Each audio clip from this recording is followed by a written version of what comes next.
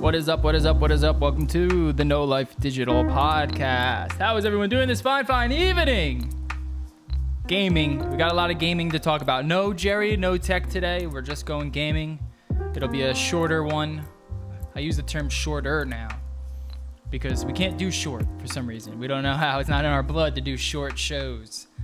It's you either get 2.5 hours or you get none. That's the way it is. All right. Let's jump into it. What's up, Doobie? Hey man, we have fun. We have too much fun. Yeah. Well, we get serious about our gaming and topics. It's all we're gonna have left. Yeah, that's all we have left to look forward to. Oh man, until they take our games from us. I will never let that happen.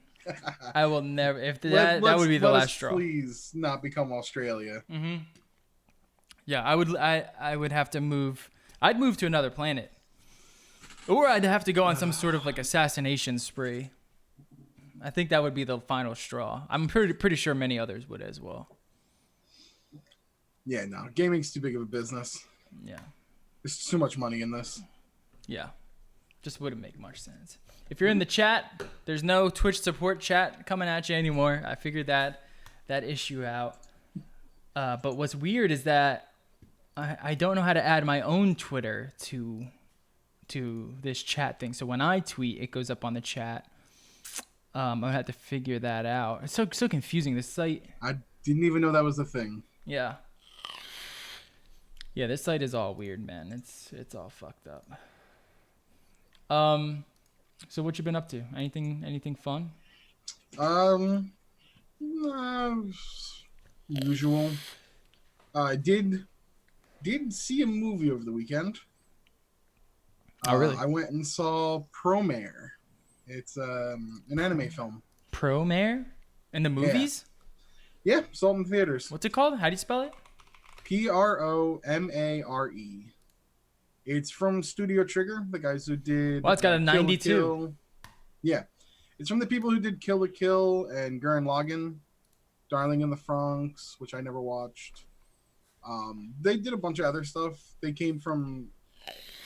They're a bunch of people that came over from Gainax. They left that company and made their own company. And this is directed and written by the people that did Gurren Lagann, as well as Kill la Kill. And a lot of really stylish, just extremely stylish. Was just very... Like, the art style is just so damn good. And I went and saw it in theaters, and I'm glad I did because of the art style. And I've been, like, raving about this movie since I saw it. The music was fantastic. And if you liked Gurren Lagann, if you know that anime, you would like this one. It's very much that same... When I say bullshit, I don't mean it in a negative way. But it's Studio Trigger on their bullshit. And it's great. And I'm there. They're back on their bullshit? Is that what you mean? They're back on their bullshit, and I love it. I love it. Okay. Especially the last, 15 minutes of the movie just goes, way over the top bullshit. Just like Gurren Lagann did in its last 2 episodes. The art style looks pretty fucking nice. It does look just like their signature. Yeah, I don't know what that's culmination. It's a culmination of everything they've been working, everything they've been doing.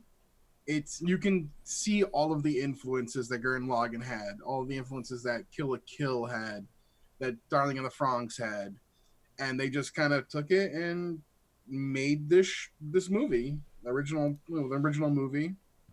Lots of good humor, and it was really good. And I think when it comes out on DVD and Blu-ray, I'm definitely gonna pick it up. Yeah, it looks man, I can't believe they're actually still doing anime in movies. I guess AMC has a deal with whatever production company, because I've only ever seen 2 anime films in theaters that weren't Pokemon. Well, no, that weren't Miyazaki films. Oh, right, like Spirited Away and... They're always going to put a Miyazaki film in the theaters. It's Studio Ghibli will always... That's kind of just... That's their thing. Well, they're like the Japanese Disney, basically. Oh, yeah. Oh, God, yeah.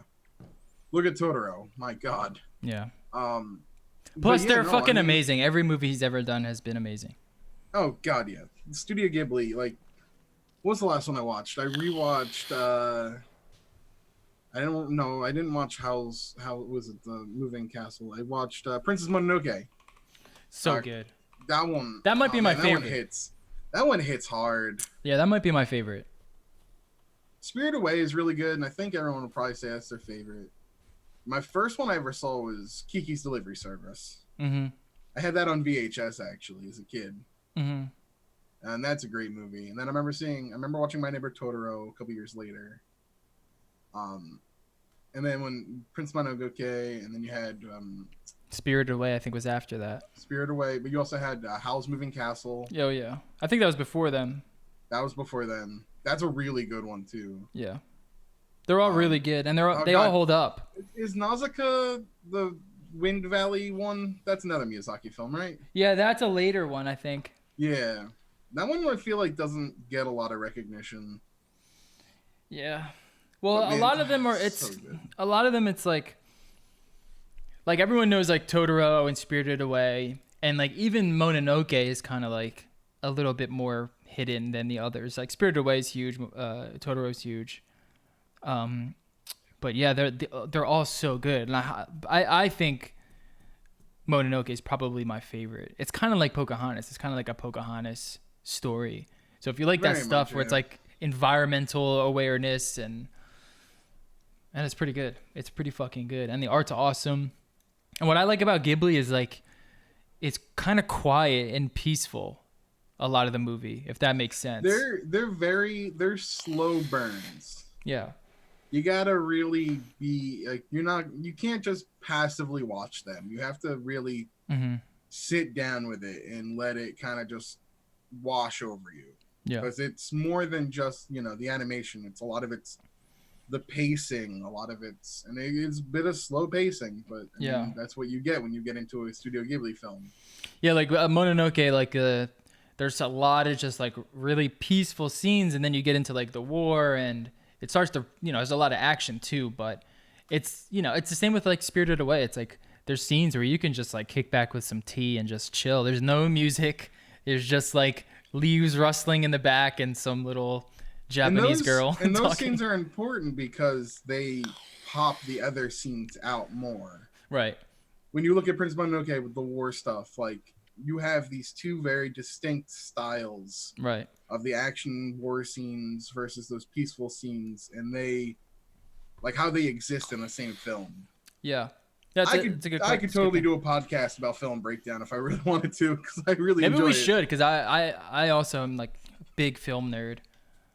And yeah, all that stuff's super important because, like you said, like you watch like a Fast and the Furious, everything's balls to the wall, action as soon as you turn the movie on, and you kind of get desensitized to it, and you're kind of just like, all right, that was a lot of explosions and. They're very check your head at the door kind of films. Yeah, and the pacing. Check your brain. Yeah, the pacing just doesn't quite. It doesn't make it feel like. That's what was cool about the first Fast and the Furious, even though it was pretty cheesy. You didn't really know what you were getting into, so that fast-paced action was kind of like you were holding onto your seat the whole time. I mean, what a franchise! You go back to that first one, and it's like grounded in reality. Yeah. And then you get to like I don't know where I don't really remember which one is where it just jumped the shark completely. Well, as soon as they started bringing in The Rock, I think is when it was that 4 or 5. I don't know. And then you get to the ones where like they're now like drifting tanks, and flying cars out of buildings, like in Saudi Arabia, and it's just like, all right, we've completely gotten away from street racing. It's literally just a check your mind at the door action film. Yeah. And I don't hate those. Like they have a place for me. Yeah, but they're just not as impactful as something like where you're gonna get that slow burn and then it's gonna hit you. You're not coming out of Hobbs and Shaw going, "Why, that was a masterfully crafted film." Yeah. The way that the way that they, contrasted the action of Hobbs with the pure sheer force of Hobbs and Shaw. No, it's check your mind at the door. You're not leaving there talking about the art style. Right. The cinematography was fantastic. Yeah, and that's what's cool about film too. It's like there's some films that the whole point of the film is to let you down. Like it's to build up these weird emotions, and you expect something is gonna happen, and then the entire movie is just let down after let down. So Star Wars Episode 8. I think The Last Jedi. That was a big disappointment. I think one of the best the best directors or producers in pacing is Quentin Tarantino, and I would say probably what's his name, Scorsese as well. But Tarantino just does pacing perfectly. You want a movie that's just, for me personally, disappointment and just let down. And as much as I love Tarantino, usually his worst film, Jackie Brown. Yeah, I like Jackie Brown, but I see what you mean. I got to the end. I was just like, man, I feel like I wasted my time. This was not a good movie. But then, you see Once Upon a Time in Hollywood. Fantastic. I haven't seen it. Don't spoil it for me. I haven't seen it yet. So good. I hear it's the fucking greatest movie ever made. It is his least violent movie and his most violent movie at the same time. Oh, very nice. Because the violence is hyper condensed in the final 10 minutes. All right, that's good. But there are some suspenseful scenes, which I really thought were going to get violent. And then they didn't. And it was like, all right, this is different. This is interesting from Tarantino. Yeah, I'm so excited. It's very much like kind of similar how Pulp Fiction was, just a moment in time. Yeah. Pulled and watched. Yeah, and that's why I think his pacing is just no one can hold a candle to the type, because even in Pulp Fiction, you get these act breakdowns. So when this first act sets, you go into the second act, and it's you're in a different world, and it's so cool how he can fuck you up and then kind of just set you back down, and then fuck you up again, and then you come into the third act, and then you leave the movie. You're like, this is easily the best movie. And that's kind of the thing with Once Upon a Time in Hollywood that's different from a lot of other of his movies. That when you talk about plot and where you have a plot, it has a beginning, a middle, and an end. This really feels like you don't jump in at the beginning and you don't leave at the end. It's very much a moment in time pulled. Yeah. And shown. Yeah, that's pretty cool. Which is very different because a lot of the time there's no overarching end goal. There's no overarching end theme that they're working towards. It's not like Inglourious Basterds, they're working to kill Hitler. Right. It's not like Pulp Fiction where each character's kind of had their end goals where it's I deliver the briefcase to Marcellus Wallace. Yeah. Or, Bruce Willis is fleeing. There's no real end goal in sight with Once Upon a Time in Hollywood. Which is a very interesting way to go about making a movie. Sorry. Yeah, so that's what I did over the weekend. It was saw Promare. I recommend going to see it if you like anime. It's a lot of fun. 2 hours long too. Surprisingly long for an animated film. Yeah, that is kind of long. How long is Akira though? Akira's pretty long, right? Akira was also a 6-volume manga that was gigantic. Yeah. Condensed into one, but Akira's runtime is 2 hours and 5 minutes. Yeah. Yeah, that's the only other long one I can think of. Yeah, let's see what's Princess Mononoke's runtime. 2 hours and 14 minutes. That one feels like 3 hours. This is a very slow burn. Yeah, that's a fucking long one. And and then doing some gaming. Call of Duty beta. Yeah, let's talk about that. I don't know. I'll talk about my opinion real quick. So I played a little bit of it. I didn't get a chance to really dive heavy into it. I pretty much only multiplayer I played for it was the Ground War. How'd you like that? Oh my god! It's just that was chaos everywhere. Yeah. That's the 32 versus 32 mode. And a lot of comments I saw were this is what Battlefield 5 should have been. I saw a lot of other comments, but it was hectic. It was hard to really tell who was on your team a lot of the time. But I did like the fact that you could respawn near allies and not always be locked into only 4 respawn points. And you could choose where to respawn. It wasn't regular. It was very similar to Battlefield. Yeah, which I didn't play. So what you do is you basically capture a point. Once you capture, you can then respawn there. Yeah. Um, as far as the gameplay, I haven't really played a Call of Duty game since Modern Warfare 2 or 3. I can't remember which one. But it did feel reminiscent of gameplay from those, which I like. Overall, I liked it. I probably won't buy it immediately. Probably when it goes on sale, I'll pick it up.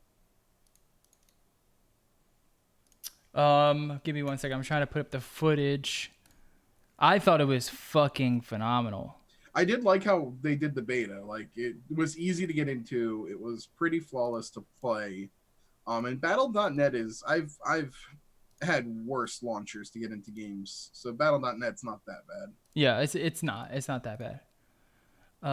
Why did they make this so difficult? I will say it was interesting playing that you could, because it was cross-play supported, which is nice, and you could tell who was playing on controller and who was playing on mouse and keyboard.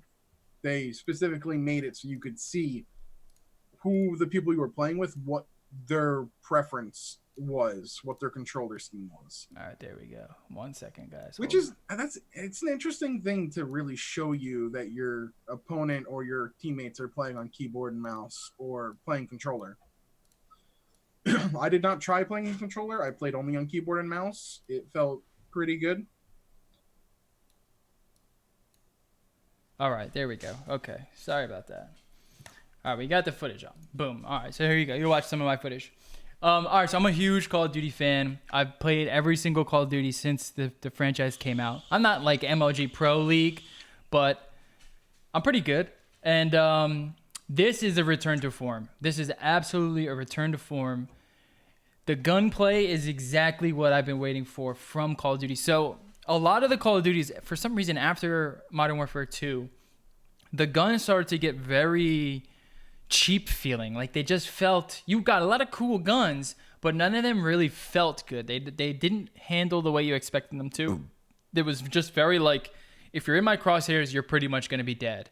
And there's just no doubt about it. There wasn't really any recoil, except for the snipers, and the snipers are basically a completely different thing. With this, each gun, every single gun that I played with, right here you can see I'm using the semi-automatic. They all handle differently. They all play differently. Well, I don't know why that didn't work. This is the you're gonna play a lot with like the assault rifles. These are like the main guns. Yeah, let's see if I have any other footage here. There we go. Here's the AK. So like the way that the guns handle leads very much into your enjoyment of this game. If you like military style shooters and you like shooters that are kind of more based around, I don't know, I guess PUBG would be a good example, then I think you're going to like this one because it gives you that sort of feeling, but it's also more of an arcade shooter. It's a lot faster. There's a lot more deaths involved. And it just feels like a lot more of a smaller, condensed area. But then they kind of throw you into the ground war where shut up!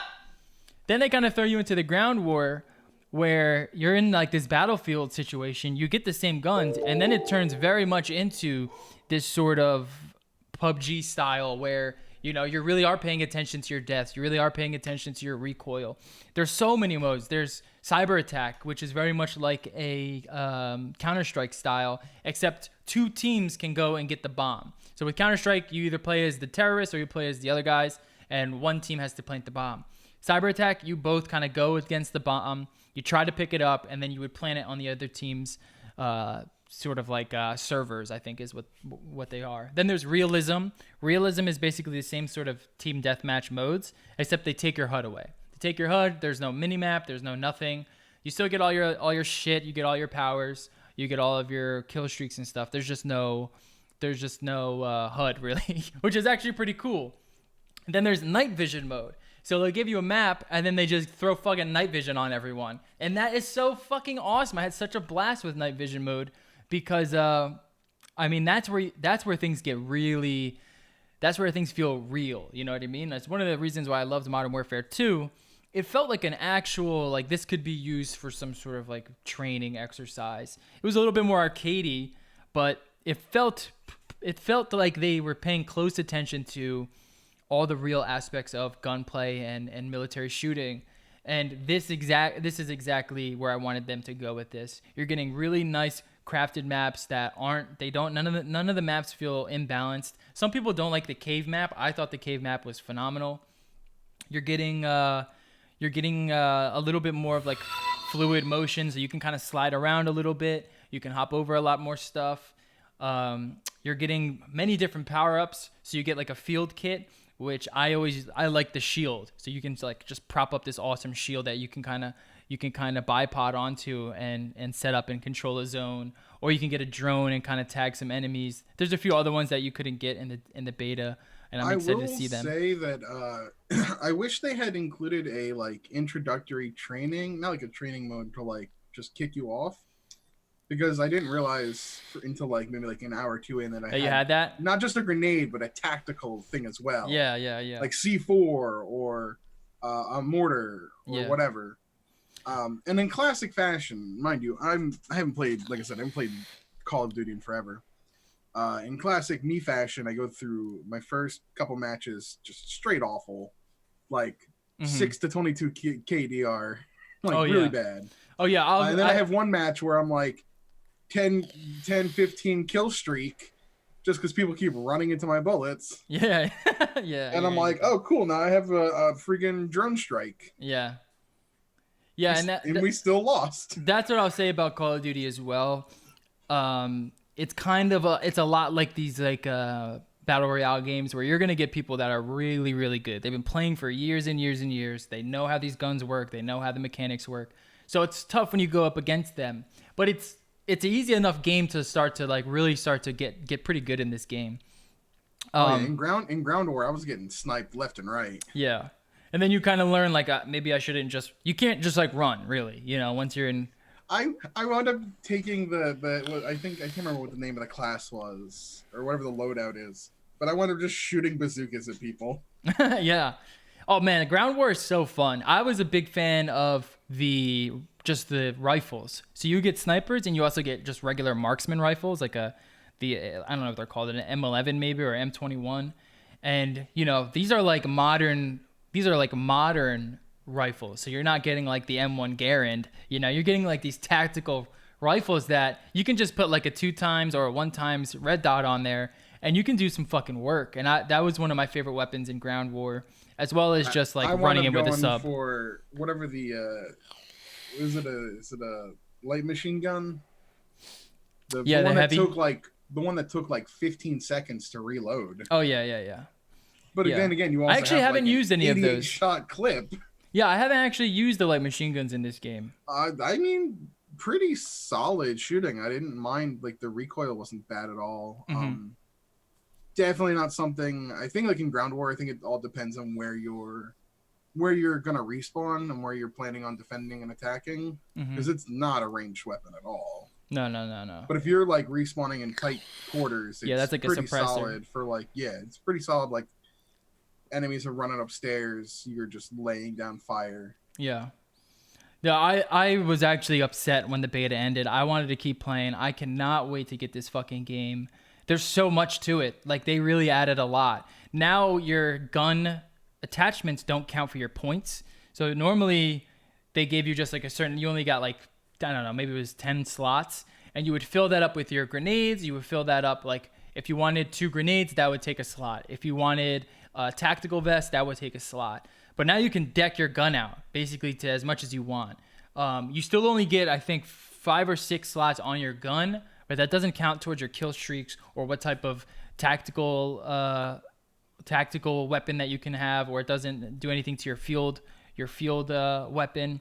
So you can really load yourself up, and there's a lot of different play styles you can do.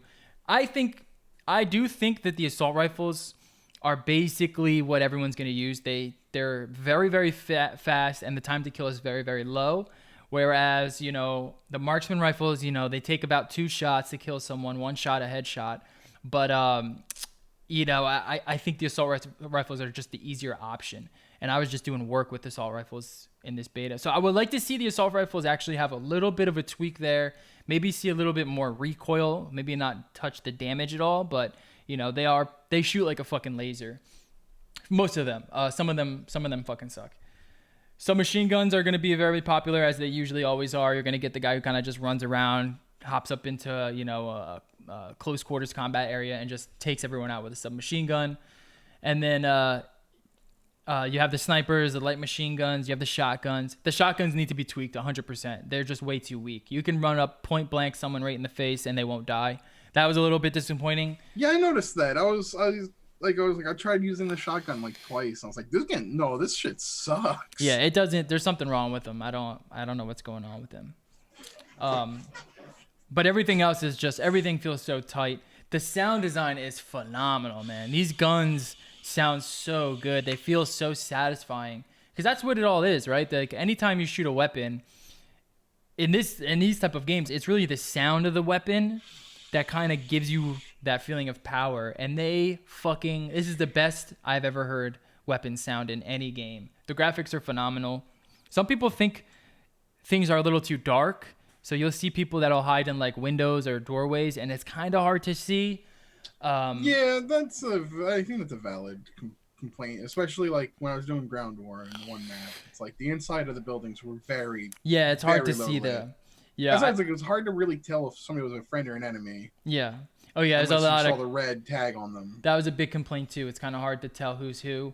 But then again, like I think it is pretty based in reality, and I much rather that than what we've had in Ghost and all the other weird, Black Ops, where things just got way too arcadey. And they focused too much on going quote unquote futuristic with the series. Right. And that was a big critique.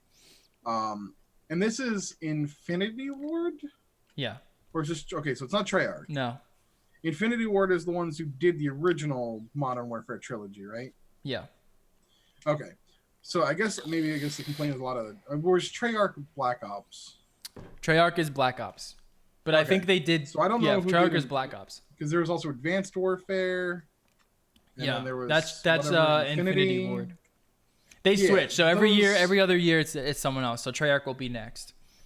Okay, I think we're turning back to that. I feel like Call of Duty Modern Warfare is the one that everyone at this point associates when they think of Call of Duty. Right. It had Nuketown.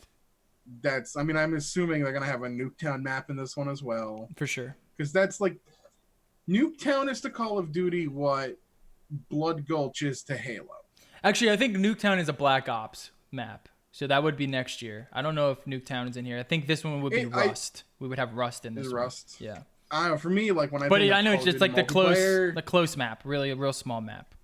Yeah, and for me, like when you think of iconic maps of a multiplayer, when I think Call of Duty, I think Nuketown, and when I think of Halo, I think of Blood Gulch. Yeah. No, I love the maps. Every single map in this one I felt was really, really good.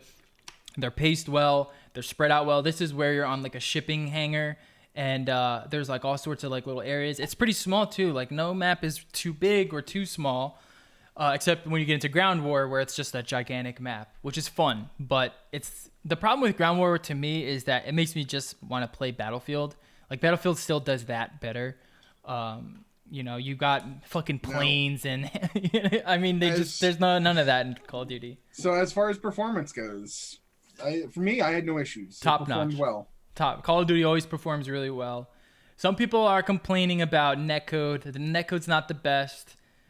That's I can see that because I saw a lot of people with really bad ping. Yeah, the netcode isn't the best. Hopefully they fix that.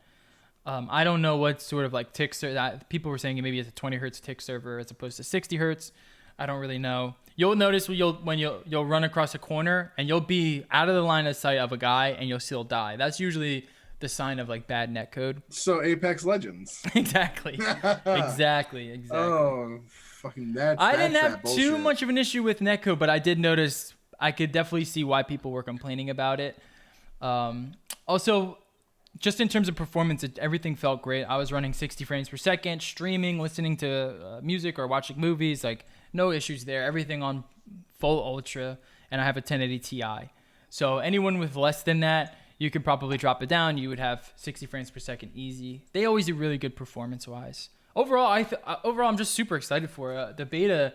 I loved like the long weekend beta, and this was like a legit beta. You got pretty much every weapon. There's still some stuff that they didn't give you, but They gave you a lot in this beta. I mean, you had what, 6 maps that you could play. You had fucking 10 different modes you can play every day or every few hours. There was a different mode that you could play. I mean, it was a really great beta, and I think it was smart because they know that this is their return to form, so they want people to play it. So they're gonna say, "Hey, here's your fucking beta. We're gonna let you guys have at it, and just wait till October when it comes out, and I'm sure everyone's gonna pick it up. I'm excited. This is definitely gonna be the new first-person shooter that I'm gonna play. But then again, I haven't played it for a week straight, right? I haven't done that whole no life thing, so that opinion could change, right? I could come back a week after playing and be like, this is the worst Call of Duty ever. So no, this is just me getting hyped because we're not ready for Game of the Year yet. yeah, this is just me being hyped because I personally think Infinity Ward, they're starting to kind of there's some more competition. You got Apex, you got Fortnite, you got Battlefield, right? You got PUBG. I will say that I am glad that, unlike the last release, which of course was Treyarch with Black Ops 4, that there is no blackout mode. There's no battle royale here. This is Call of Duty. Yeah, this is. If you don't like Call of Duty, they're focusing on what makes Call of Duty good and not trying to capitalize on what is now, I guess, definitely an oversaturated market, and I think a market that really has no room for anymore. Yeah, and I couldn't be more happy with it. I was kind of upset I couldn't try the Willy P in the beta. I really wanted to drop some fucking chemical warfare on these motherfuckers, but that'll come out in October. But yeah, you're exactly right, man. This is them saying, look, we know how to do Call of Duty. We don't know how to do Fortnite. We don't know how to do PUBG. We're not going to try. We're going to give you what you know we're going to give you what we know you want if you're a Call of Duty fan. They're going to do a good job at it. Yeah. So if you don't like Call of Duty, if you don't like the constant respawns and the close quarters combat and the tactical, the tight, fast tactical aspects of it, and you don't like, people cursing on game chat and people just going fucking nuts, then this isn't for you. This is the worst game you could possibly play because this is the most Call of Duty has ever been since Modern Warfare. And I couldn't be more fucking pumped. Call of Duty. I couldn't be more pumped.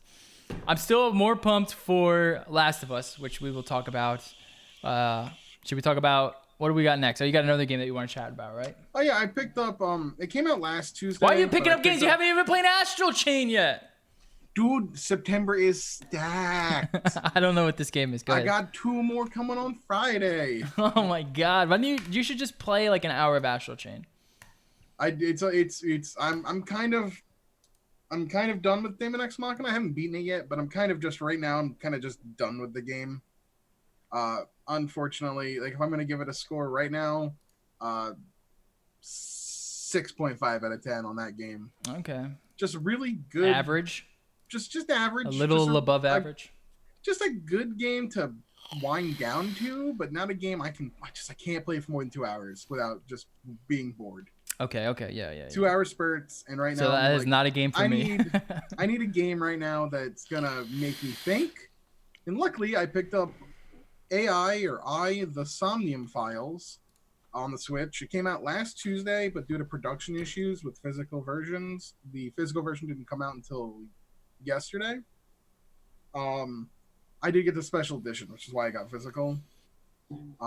It's from the people. It's from Spike Chunsoft, the people who made the writer and director of 999, Virtue's Last Reward, and Zero Time Dilemma, which are a set of like visual novel puzzle games. And this game definitely feels like a spiritual successor to those titles. There's lots of visual novel stuff going on. There's a flow chart, just like those games had flow charts where like time, there's different varying storylines that you can kind of decide based on your actions. In those games, it was based on things between the puzzle rooms. So you had like novel section and then puzzle, novel, puzzle. In this one, the breaks in the story are in the puzzle rooms themselves. And the puzzles aren't as in-depth as I'm only 2 puzzle rooms in, so I'm not super far in, but I'm already liking the story. And I'm only 2 puzzles in, so I don't know if the puzzles get harder, if they get more intricate, if they get more interesting.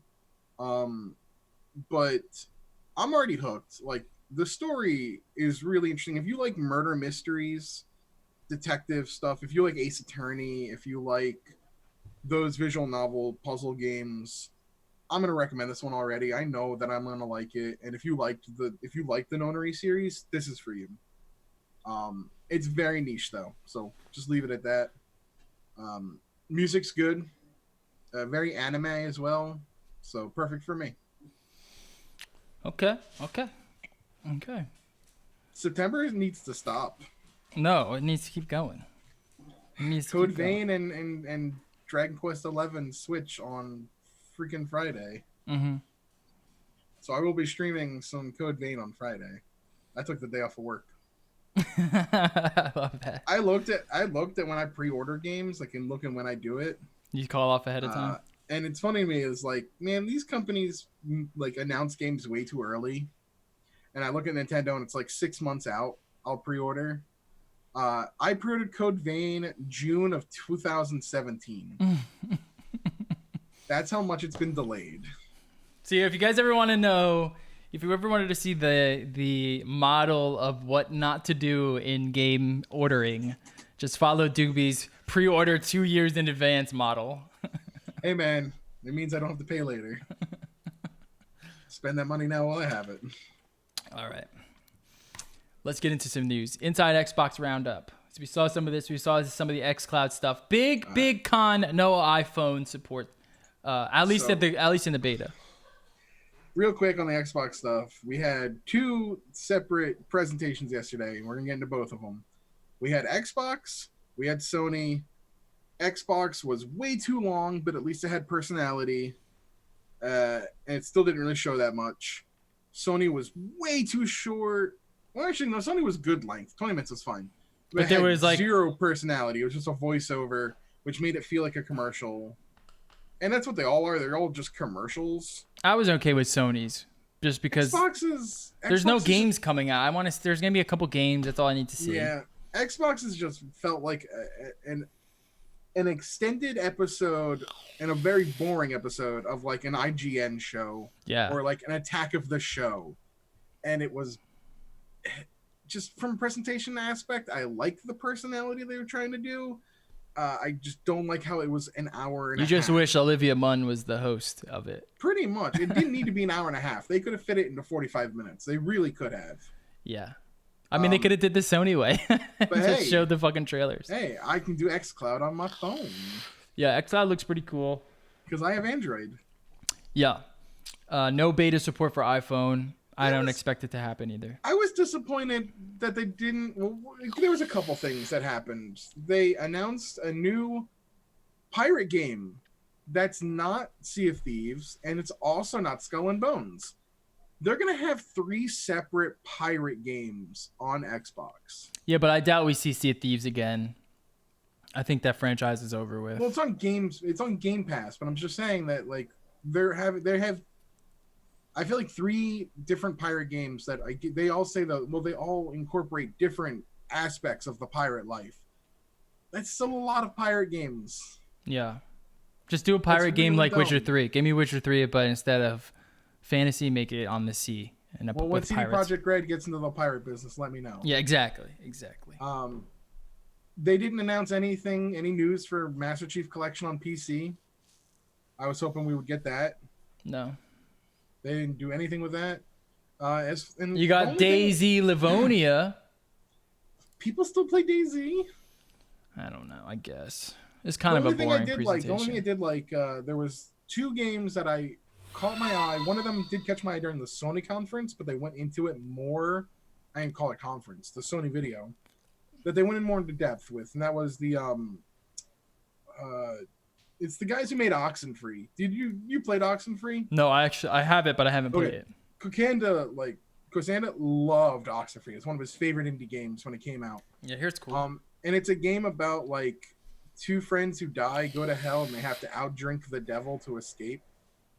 And that one, I saw it at Sony's video. To outdrink him? Yeah. There's like a loophole to escape hell. They have to like get invited. It's called After Party. That's what it is. Okay. They have to get invited to Satan's like after party where they have to outdrink Satan.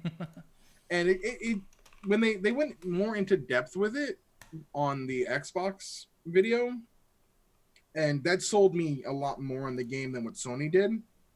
I'm guaranteeing you, it's because we saw it on Sony's, we saw it on Xboxes. It's gonna come to PC. It'll be on the Switch.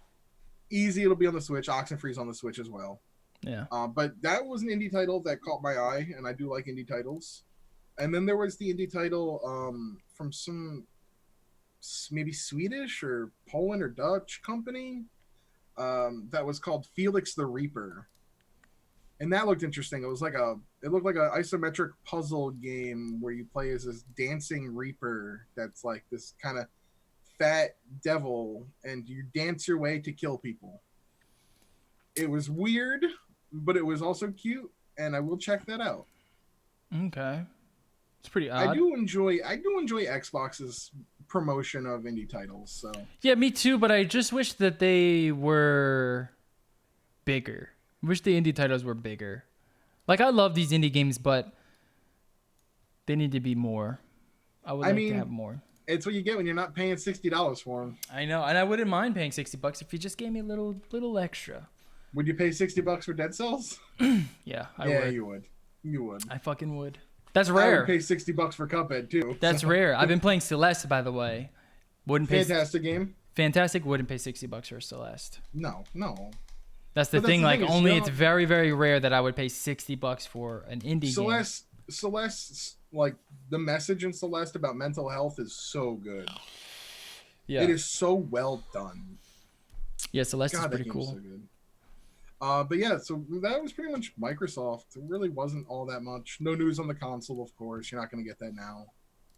But the big news, Last of Us Part 2. We got a date, February 21st, 2020. We got to wait a few more months. But it looks so good, dude. That trailer was dope. That trailer was fire. Yeah. I mean, it looks like the love letter to the series. Like, this is the sending off the PS4.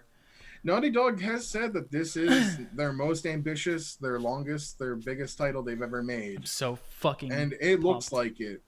Yeah. Because that's where, like, Last of Us Part 1 was a really good game, but it also felt very contained.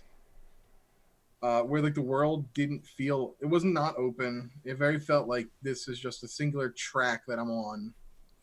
I mean, that's kind of like the Uncharted series felt like that. You know, they've all... It's on felt rails. Basically on rails. On rails, yeah. This one, from what they're showing us, from everything we're seeing, it seems a lot less on rails. Yeah. Imagine if it's Which I open like. world. I hope so, actually. That would be I really amazing.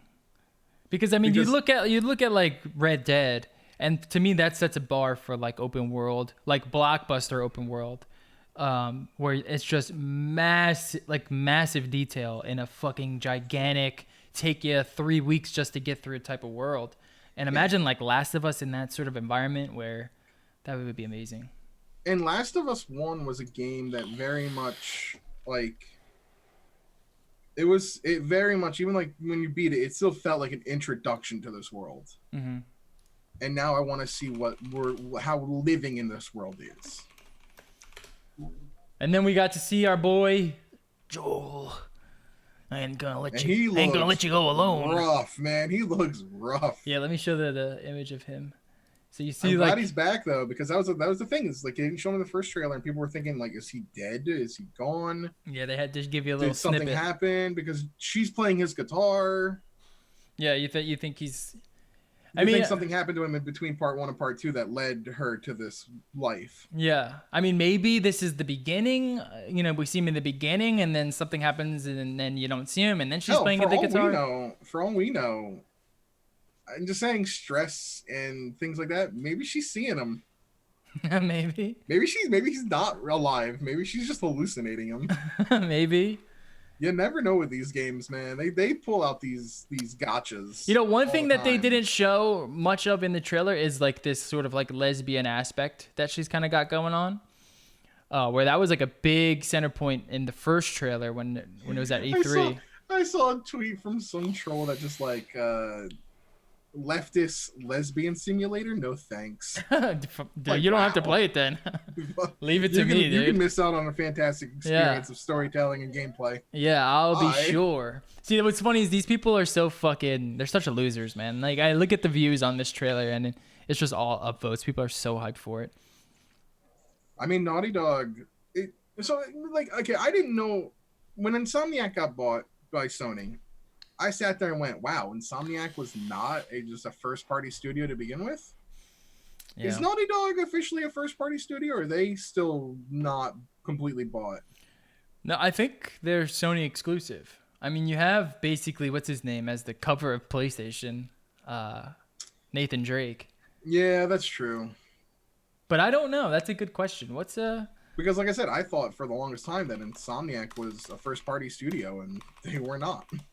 Because I completely forgot about Sunset Overdrive. Yeah, I could be wrong. American is a first-party video game developer based in Santa Monica. Okay, it is. Naughty Dog. I mean, they better be. I mean, it would be dumb of Sony not to lock them up. They are very good at what they do. I mean, Crash, Jak and Daxter, Uncharted, Last of Us. I mean, these are like pinnacle PlayStation titles, you know? Uncharted series. If you guys haven't played the Uncharted series, you can play 1 to 4, I think.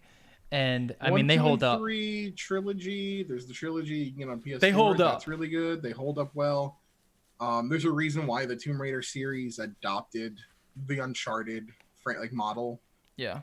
Like Tomb Raider, when they needed to reboot that franchise, they looked right at Uncharted as the dead goal to be. Mm-hmm. That's why we have games that are pretty much like when you compare them, it's Uncharted-like. Mm-hmm. Like they're almost like Uncharted clones. No, Naughty Dog is killing it, man. They deserve all the money in the world. Big blockbuster titles. All right, what's next? Final Fantasy VII Remake box art. This box art, yeah. Yeah, little throwback. It's pretty cool. It's a throwback, but a lot of people are wondering if it's not a case of misleading. What do you mean? It just says Final Fantasy VII Remake. There's no Part 1. There's no Episode 1. Anybody who wasn't familiar with Final Fantasy VII Remake news. So you're saying if they bought this and they didn't know it was Part 1, they would think they're getting the full game. This is from beginning to end, but it's really only Episode Midgar. So I get the idea that they're trying to capture the classic feel. I'm not too mad at it. I can see this. It is slightly misleading. I wish they would just give it the tagline Episode Midgar. That's all they really need to do. It's probably on the back. And it sounds great. And the game looks phenomenal. I can't wait to play it. Yeah, that's this year too, right? That is March of 2020. Oh, damn, we gotta wait a long time for these new consoles. New consoles and the quarter 1 already looks stacked for 2020. I know, and that's the end of the life cycle. I want these new consoles. Give me all these games on new consoles. How is Watch Dogs gonna survive that quarter? There's a new Watch Dogs? It's not. I didn't even know there was a new Watch Dogs coming. Do you remember E3? It's coming out. I don't remember E3. It's coming out the same week as Final Fantasy VII Remake. Yeah. I mean, it never really does that well. It's dead in the water. Watch Dogs Legion is dead in the water. Who played the last one? Apparently, a lot of people liked it. It was much better than the first one. And this one, this Watch Dogs Legion looks interesting, but just too much other stuff around it for me to care. Shenmue 3 backers who switched to PS4 from PC over Epic Store exclusivity won't get a refund. Ooh, drama. This is what happens when you back Kickstarters. You get fucked somewhere or another a lot of the times. Yeah. So these people are originally it was supposed to come to Steam. Epic Games stepped in and said, "Hey, we're making it exclusive on our front." So people are like, "Oh, well, I don't want to do Epic Store because that's the big thing. People don't want to do exclusivity." They should be able to get a refund for that.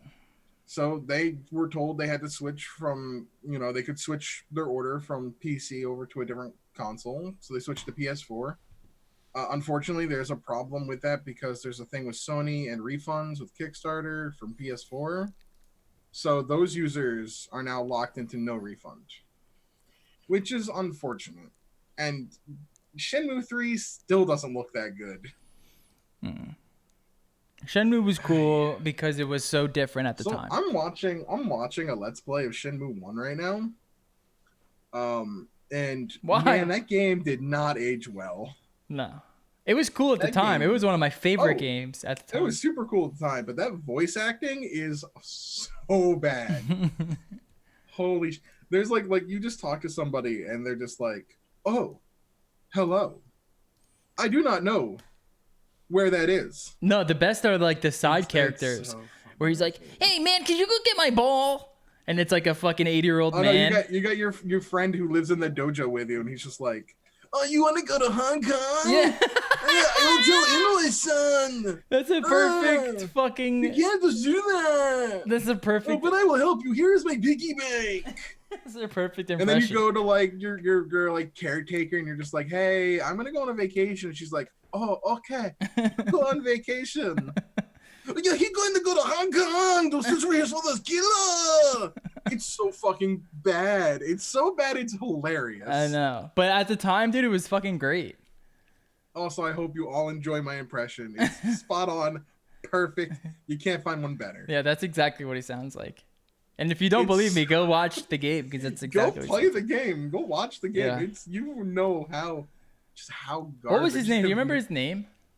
It's like Junko or something like that. Yeah, it's some dumb name. All right. PS5 Pro will launch alongside base PS5. So this is just a rumor. There's no real like. That would this be is not awesome. Confirmed.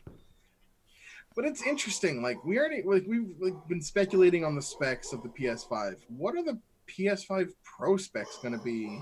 That's a good question. Is it the 8K model? That's a good question. Yeah, Do but we there, really there's need no 8K games. no they because there's not going to be any 8K games. There's just So not. is it just I'm wondering if people are getting confused about this, and maybe they think, okay, maybe this is just the two models where one has a 4 terabyte hard drive and the other has a 2 terabyte hard drive or something. Possibly, maybe one. I don't know. I mean, The Last of Us Part 2, 2 discs. Red Dead Redemption 2, 2 discs. We're at the point now where if you want to go digital, especially with your games, and they're running SSDs, you need bigger than a 512 gigabyte hard drive. I'm sorry. I can imagine in a Because you're going to be locked to one game at a time. I can Download, imagine delete it. in like a few years they're just gonna sell you a game on a hard drive and you're actually gonna plug that hard drive in. I can definitely imagine I that. honestly would not be surprised if, hey, here's your USB stick with a game on it. Yeah, either that or just like a legit SSD that you kind of just slot in because they're getting pretty cheap these days, and these aren't like 2 terabyte hard drives. So all you need is like a bunch of gigs, but Or something that would take forever for someone to download. Or like xCloud and stuff like that. We go to cloud gaming. Which I'm cool with It's a too. I'm safe not space. opposed to that. Some people hate it, but I'm not. As long as it's not input shit like Stadia. Oh my god, that thing is gonna fail. Yeah, but they're sold out. You know They're that? sold out, The sure. pre-orders But are I don't know how fucking many they sold were out. selling to begin with. Yeah, but I don't know what this PS5 Pro would have. Like when you sell 1,000, it's not that hard to sell out. All right, Apex Legends Season 3. I don't care. You wrote in the things. Do we even care anymore? I don't really care. Do we even care anymore? Honestly, do we We care? got crypto. I mean, I'm gonna play it, but like, does anyone care? We got crypto. If you're watching this on YouTube, please leave a comment and tell me if you care. And you know what? I guarantee you probably don't. Yeah. I don't know why I'm And I not don't streaming think to we do YouTube. either. I'm gonna play it because I'm addicted to the damn game. I can't help it. I found my vice. This is my crossy road, okay? Are you going to be excited for crypto? I want to try him out. His tactical seems really interesting. It's a drone. I like the way that they're doing the world building, where they're introducing these little teasers for him. So dumb. I mean, it's like The it's a teasers were better- kind of cool, like the anime. It's a things. but it's a better version of what Overwatch was trying to do with Sombra. You remember when that was a thing, the Mhm. Sombra ARG Ultimate Reality game? Yeah, they're just fucking ripping off Overwatch at this point. Yeah, but they're doing it better. Yeah. Well, We're just waiting for Overwatch 2. at this I point, mean, okay?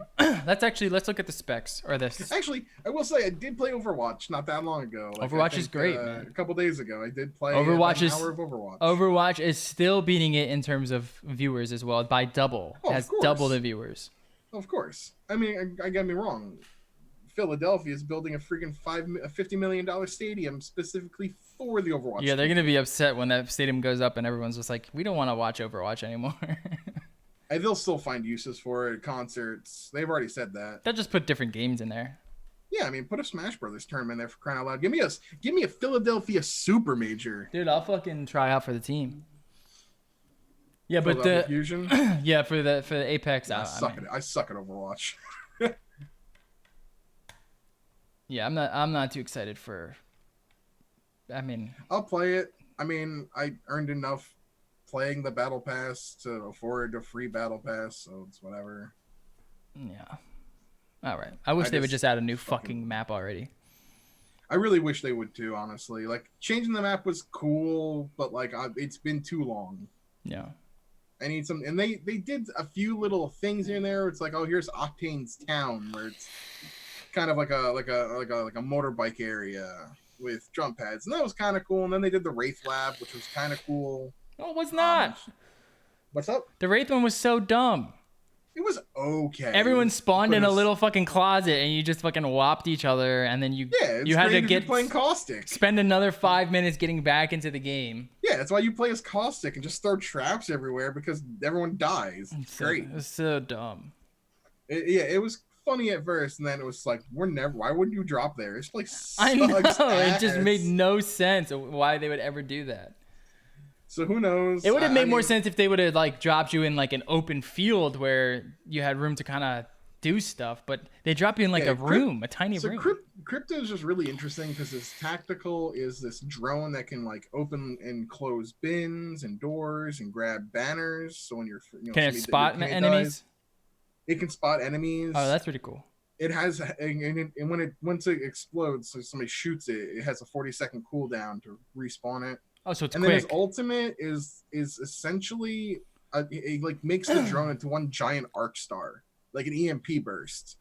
So it shreds shields, it destroys Gibraltar, ults, Bangalore ults, and Watson's ult, like her generator thing. It just destroys it. So I'm like, okay, that seems like a counter to Watson. So they're introducing characters that are kind of counters to other characters, which is interesting, but we'll see. Yeah, I actually haven't really watched much like competitive Apex since like first came out. It's not a game I enjoy watching. I mean, it's a game I enjoy playing, but it's not a game I enjoy watching. I like watching it sometimes, but I haven't since basically the game came out. All right. It's just like I would like watching it just makes me want to play it or makes me realize how shitty I am at it. You're getting Gogeta in your Dragon Ball game. I am. And it seems like he looks kind of cool. Unfortunately, I've only put this in here for one reason. I want to just kind of rant about the meta of the game at the moment. Go ahead, rant away. So I'm going to give you 2 minutes to rant. Dragon Ball FighterZ. When it released, everyone was like, oh my god, this is like Marvel vs. Capcom. Marvel vs. Capcom 2, one of my favorite fighting games, full of jank, wound up having a problem where it became, this is the team. This is the team. You don't have any other teams. Dragon Ball FighterZ has found its way to that point. If you don't have a Kid Goku on your team, you're not winning. If you don't have a Vegeta on your team, you're probably not winning. It's gotten stale. There's no reason to play as Krillin. There's no reason to play as as Fat Boo. There's no reason to play as those characters because they just suck. They need to buff the worst characters, and they really need to like make other characters more viable because right now the meta is stale as fuck, and it's boring to watch unless you're watching Goichi versus Sonic Fox. That's the only matchup I want to watch because it's cool, but that's it. All right. You got your That's my Dragon Ball FighterZ rant. I love the game, hate where it's at right now competitively. Okay, that's a fair criticism. All right. And what is this? Are we moving toward cutting out the middleman? GameStop stores keep closing, and now you can buy PS4 games, accessories straight from Sony. I didn't know that. Interesting. This is new. This just recently happened. They had a tweet out about it not that long ago. And you're saying like cutting retailers out completely? Just buy it right from Sony. Just go to their website and buy it. Not even going to like Don't go to Epic, Best Buy, like don't go to even an like even an Amazon. Epic store, Yeah. but on Don't, console. like, yeah, like I said, like don't go. Well, I you guess don't we've been go doing to- that online. We've been doing that online for games, for digital games. But if you wanted to buy a physical game, if you wanted to buy a controller, if you wanted to buy the PS4, you went to Best Buy, you go to GameStop, you go to Amazon. Sony's just sitting here going, "Hey, come to us. Just come straight to us. We'll sell it to you." Why wouldn't they have that already? Actually, that I doesn't. don't know, but Nintendo kind of has it, but they don't market it. And I may be wondering if it's just the deals they have with these retailers. But we've seen the brick and mortar stores and the retailers start to falter. GameStop closing 200 stores. They've already closed a bunch before that. Best Buy, they got rid of their gaming advantage, whatever their thing was, like the Gamers Club discount. They got rid of that. I mean, who goes to Walmart and Target to buy games, really? Yeah, that's actually interesting. Like, just the economics of it, it would make much more sense if Sony was selling Sony games and Xbox was selling Xbox games through their own place, even like accessories, because that's kind of what Steam does. Steam, you buy Steam accessories, you can buy it right through them. Yeah. And they take everything.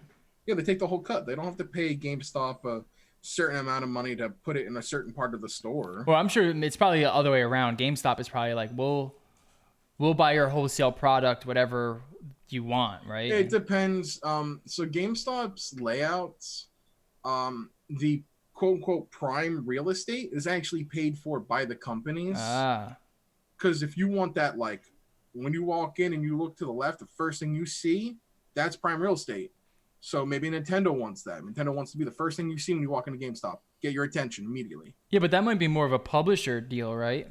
Less so than... I guess Sony would be a publisher. Yeah.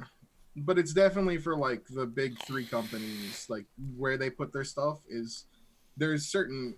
They have to pay a certain amount of money. This is probably what happened. Spot. GameStop is probably like... That's where we make our money. We're not making our money from selling these games because we're selling them at cost anyway. No. They make their money from trades. Right. Okay. They said they make their money on trades for $10 and selling it for $50. And they make their money on that real estate. And they make their money on like whatever dumb other shit that they have in their fucking subscriptions. When you buy, and there was one more news thing I just remembered that we got to talk about. I got to look it up. But it is interesting. When you buy a game used from GameStop, the sale of that game, the pre-owned game, none of it goes to the developer. None of it goes to the publisher. That is straight GameStop profit. It shouldn't, though. I don't think it should. No, it doesn't. And that's the thing is like that's where GameStop makes their money. That's their profit. They're a pawn shop. They're essentially a pawn shop. Pretty much. They're a gaming pawn shop. Yeah. They know a guy. Yeah. I mean, that's what it is. It's just the games are priced in, right? The game is $60 MSRP. They probably get wholesale deals, maybe $50. That just covers the employee, maybe some of the rent. For them to make any sort of profit, there has to be like a gimmick, and their gimmick is you get to trade in. And we don't ask where you got these games. All we need is your license. You could get these games off the back of a truck. We don't care. We'll take them from you. We'll charge you basically $1 for a game that will sell for $15 to $40. And people are like, all right, whatever. I don't play it anymore. Just give me the fucking cash. I can't do this anywhere else. No pawn shop is going to buy it because it's just not going to fucking sell. And that's where GameStop kind of has its thing. All right. French court rules users can resell Steam games. What? Yeah, I don't know if you saw this. This was a big thing. So how? And so it's so weird. So read this article. District Court of French website. I'll read through it. The District Court of Paris ruled that under EU law, it is permissible for Steam users in France to resell games on Valve's PC game distribution platform. A report by French website translated by Rock Paper Shotgun detailed the ruling, which Valve is contesting and will appeal. The lawsuit was brought about by a French consumer group called the UFC, okay, Corsair, which has pursued Valve since 2015 regarding a number of Steam subscriber agreement clauses, which it sees as contrary to French consumer rights. Chief among those is Valve's contention that users must agree that they aren't actually buying products on Steam, but are paying for subscriptions to access and use content and services. That's fucking interesting. The District Court of Paris, however, ruled that what takes place on Steam amounts to digital sales rather than subscriptions. So therefore, according to EU law, it must be possible for Steam users to resell games they have bought.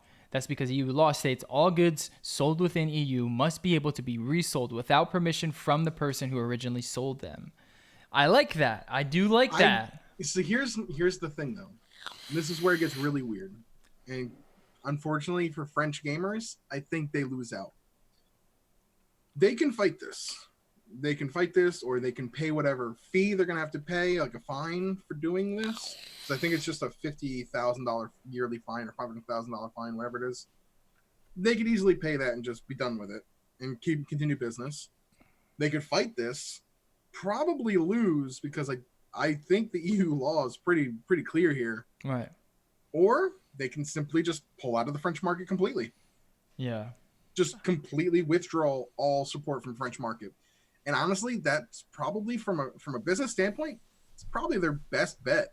But I feel like that really fucks the French gamers over. It does, because they're gonna lose the Steam market, but that's where the Epic Game Store comes in, and they go, hold on, all right, we'll let you fucking sell your fucking French games on our website. But that's the thing, though, is if the French community decides, like a lot of other communities have, they don't like the exclusivity problem.